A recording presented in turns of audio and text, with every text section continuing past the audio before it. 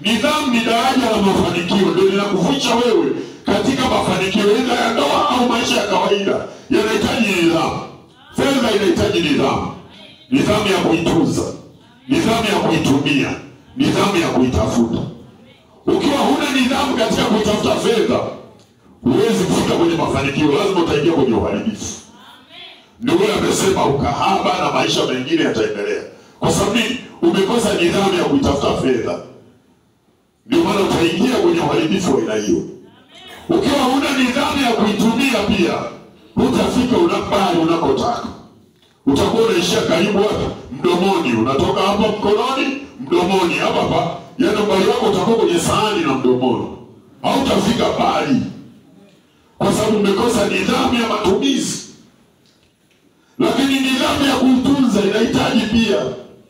Una nidhamu ya kutunza fedha, kutunza mtaji na kuulinda. Inahitaji nidhamu. Sasa nataka niende huko. Nidhamu ni nini? Hata ndoa inahitaji nidhamu kuitunza. Inahitaji tabia, tutakuja kuvisoma huko. Kwa maana lazima uwe na nidhamu. Nidhamu ya nia ya kwanza inawakilishwa na neno nia. Je, una nia wewe ya ndoa? Una nia ya kuitunza ndoa? Una nia ya kile unachokitaka? Kwa hiyo imesimama nia. Kwa hiyo ile inayowakilisha nia, lazima uwe na nidhamu ili ufike kwenye nia unayoitaka.